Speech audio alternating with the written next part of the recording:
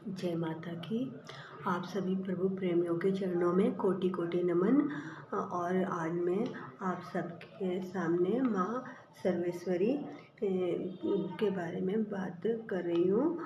माता सर्वेश्वरी जब सृष्टि नहीं मतलब हुई थी, मतलब सृष्टि कुछ नहीं था, तब माँ आदि रूप में थी। फिर माँ 3 रूपों में हुई, एक महालक्ष्मी और एक सरस्वती और एक माँ काली।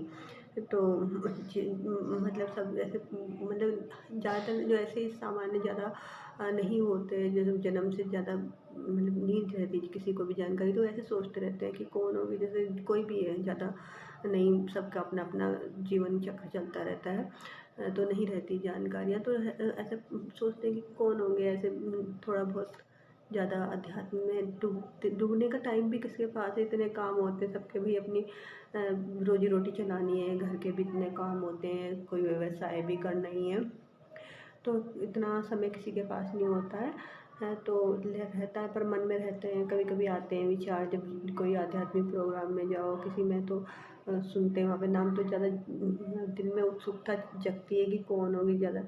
तो मतलब ये मतलब कितना ज़्यादा वो है कि ये विचार भी आ रहा है, वो भी बहुत बड़ी बात है।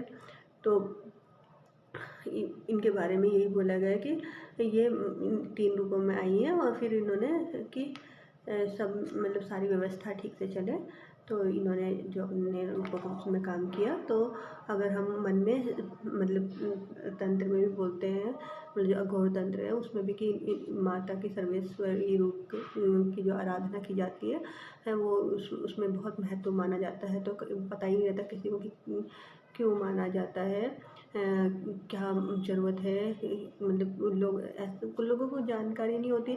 अघोर मतलब क्या, मतलब डर जाते हैं लोग, हम मतलब कोई भी है जन्म से ज़्यादा जब जानकारियाँ दी नहीं जाती हैं, तो फिर जो घोर नहीं है, जो घोर नहीं है वो अघोर, मतलब हम उसे बोलते हैं ना, कोई घोर कष्ट पड़ गया, ज़्यादा वो नहीं है, उसे अघोर बोलते हैं। मतलब सब कुछ छोड़ दिया उन्होंने उसी के ऊपर, अब शांतिपूर्वक रह रहे हैं, सब कुछ उसी, उसे जो भी नाम दें आप उसका है, तो किस बात का वो है।